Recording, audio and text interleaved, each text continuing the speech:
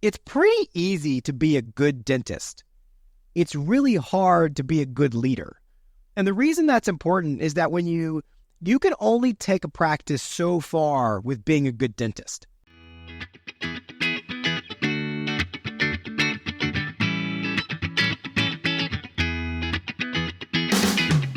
Welcome back to the Millennial Dentist Podcast, a podcast all about working smarter, not harder.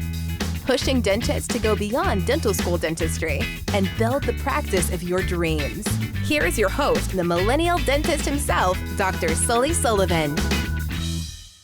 Welcome back to the Millennial Dentist Podcast. Man, it'd be kind of fun to be like a sports center anchor. Scott, SVP out there. I modeled my desk after that off of a sports center deal. Anyways, I hope you're doing good. Glad to be back here recording per usual. Hope you're having a good, May, June? We're somewhere in there. Anywho, what we're going to talk about today, got a great question from Kevin Major.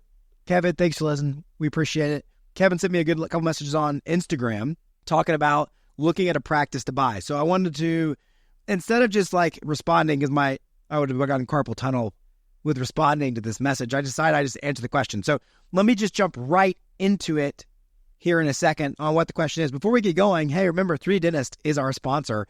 Because 3D Dentist is great. So go check our courses out. Come join us. Come be a part of it.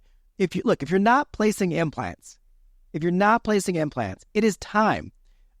We have a couple spots left for our June implant continuum. Now, even if you're placing 1 or 2 implants a month, this course is for you. And the reason is because we're going to teach you how to do better bone grafting, socket preservation. You'll do that on live patients, drawing blood with PRF. That's great. Talking about restorative workflows to get down to 2 visits for replacing a tooth.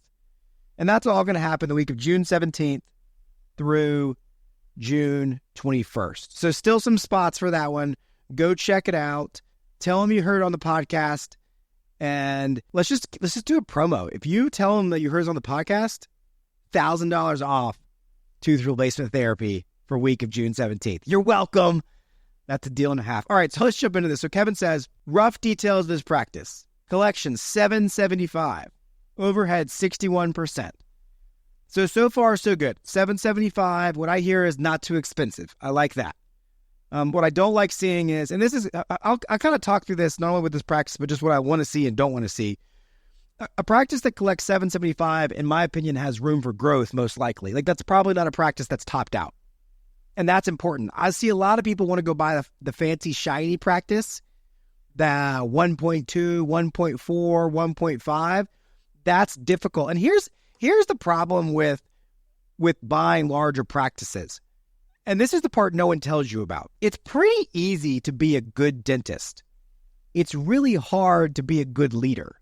And the reason that's important is that when you can only take a practice so far with being a good dentist. Meaning at some point to grow or scale a business, you've got to be a decent leader, or you got to have some aspects of understanding business management, leadership, and knowing that like my own skill set can go so far. I talk about it like a hamster. Like a hamster can only run so fast on a wheel. Like at some point, you just can't run any faster. And so if I buy a practice that's say 1.5 million, 1.8 million, some of y'all big chest beaters out there, you throw up 2 million, 2.2, great. But at some point, like your body can't only but throw up so much numbers a year. So when you buy a practice that starts to skirt or flirt with where your skill set isn't enough to support it, or the growth would require more skill set beyond what you can do, that becomes a leadership issue, and you don't necessarily know if you have that when you're coming from an associateship. Because at the end of the day, you may have been a leader in that practice, but you really aren't running it and doing things. You're still just primarily concerned with your clinical day-to-day. So I like that it's $775 because that tells me like that's easy for Kevin to go in there and throw up the numbers to support that. Then he says 61% overhead. So really what I hear in 61% overhead is let's add a dentist at say 32%. Now we're at 93%. So that tells me that the business runs at about 7% overhead. Everybody get this? So there's a difference between overhead that's business overhead, meaning me owning the practice, versus what I get as an associate. So if Kevin's getting 32%, in theory, the difference between what he's currently at and what he would be going to is an extra 7%. So it's not drastically different, by the way, everybody. People think that like, oh, well, man, you're an owner. You must make a ton more money. The bulk of my income still comes from my dentistry-ness, my employee collection, my employee percentage rate. So the overhead's okay. It's not great, not whatever. The fact that it's a 775 practice, we're going to get into, it's pretty bread and butter. That means that it's probably an older practice, which makes me think higher team overhead because they've gotten employees there that have been there a long time, and typically we see higher team overhead. So knowing that, I'm even going to infer that if it's an older practice, then there's also dentistry to be done, which is also good for growth. So let's keep going. 61% overhead, 6 operatories, referring out everything, root canals, extractions, implants, ortho, except for bread and butter dentistry. So that to me is like gold mine, right? Like I see a practice like that, and I'm like, that is, how quickly can I buy this thing? Because there's a lot of potential dentistry to do, assuming that you know how to do these things. If you don't know how to do these things, then obviously there's some added cost and whatnot to do them. Patient demographic is 1 2,500. That doesn't mean much to me. I think those are old stats when it comes to does it matter or not. I have more financials if you're curious. Now that's pretty good. I also eventually want to add another provider so I can work less days and only do larger productive procedures. My question is, am I pigeonholing myself with only 6 ops? There is no extra plumbing for more ops, but if we move around some walls, I can definitely get there and there. My vision is ideally to purchase an office with 8 ops, but after a few months of searching, I'm not able to find one with good numbers, opportunity, in an area I can see myself living. And they said, how many ops was the one that you and your dad had in the old building? So great news, Kevin. This seems like an awesome practice to buy. And frankly speaking, I really would not worry about this whole 6 operatory issue. And part of it is because what really should happen here is we should leverage the 6 ops to prove the concept to then go build whatever it is you want. And that's kind of on some level what we did, right? Was like 6 ops is plenty. You'll be able to grow that practice. It can support 2 doctors, no problem. Now I'll talk about how we do that. And it could be a 2-doctor practice, and you could just print money in that thing. That's option 1. Option 2, you grow the practice, you bring another doctor, you print money, and then you decide, you know what? I just want to build something different. I want 8 ops. And at this point now we've built the financial acumen or the capital to then go buy whatever it is that you want. So part of it is understanding that we got to take this, we have to take a moment to appreciate that. Like, we don't have to, like where I am now is not where I started. Like there was growth that happened, and the growth that happens allows you to take on more risk, more opportunity, and get to where you want to go. So the answer to the question is when I came on, we actually did expand to 8 ops. So we had 8 ops. Now we were a little unique in that Dad had 4 full-time hygienists. So I don't recommend that. So then what I really like to look at is how many doctor ops do you have? And remember, my dad ran a very traditionalist practice, which is very counterintuitive to what we would run as like a 3D dentist office. And what I mean by that is that was traditionally a bread and butter, drill and fill, volume-based game, taking some insurances where I had a really big hygiene base. I ran 2 chairs, multiple assistants, and I was kind of the super GP hamster wheel. That's kind of the traditional model of what that practice was, because he was running out of 6 ops. He was running out of 5 ops with that. So in his mind, we needed 3 more ops because he was expecting me to come in and run the same way that he did. Now, obviously, we made tons of changes and did things differently now, because now in our new building, we run 3 doctors out of 5 ops. So it kind of shows you the perspective change there. 2 doctors out of 4 to 3 out of 5 is a different mentality. So how would I outline your 6 operatories? Well, my assumption is you probably have 3 full-time hygienists.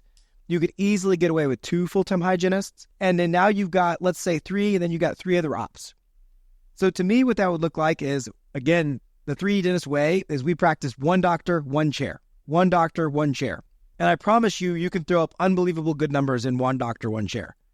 My associates throw up $80,000, no problem, adjusted production on a month-to-month basis, doing primarily restorative bread and butter dentistry.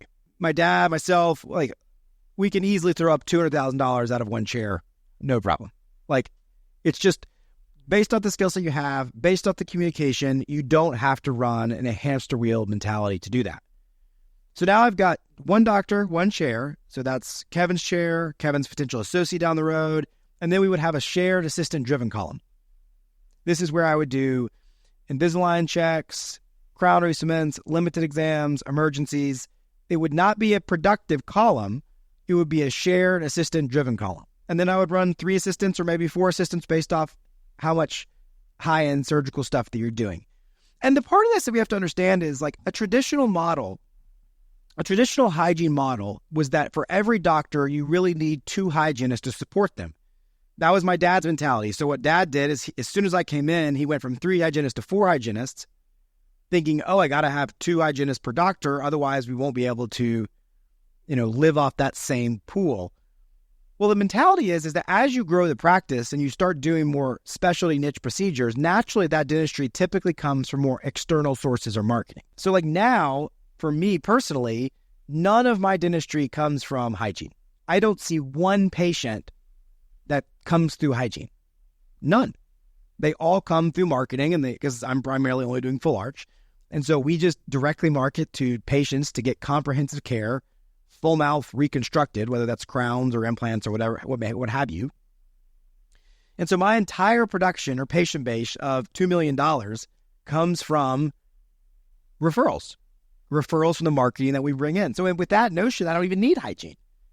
So my point in saying this, Kevin, is that as you grow, you really only need 2 full-time hygienists because you really only need them to support the general part of the practice. And that then what we'd rather see people do is grow in a marketing fashion where you start to go get the procedures that you want.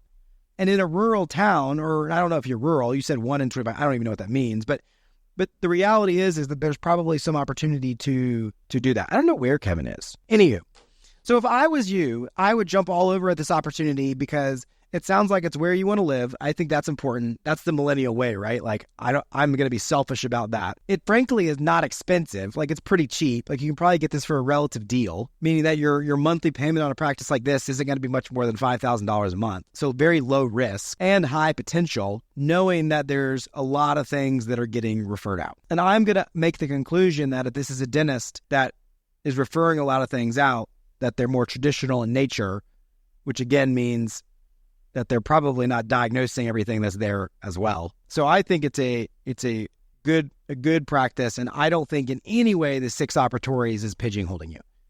In fact, the best thing that could happen is you could grow out of the practice in 2 years, and now you have assets to then help leverage whatever the next step is, versus trying to find this gold mine of an 8 practice and come in with just more pressure and more risk. So I would always rather encourage somebody to stair-step their way, build an asset, gain some cash flow. That gives you more opportunity, less risk to take the next step, to take the next step, to take the next step. I hope you enjoyed this episode.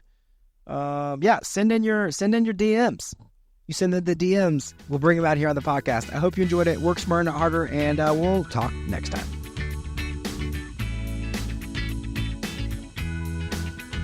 Thank you for listening to The Millennial Dentist. Visit us online at millennialdentist.com.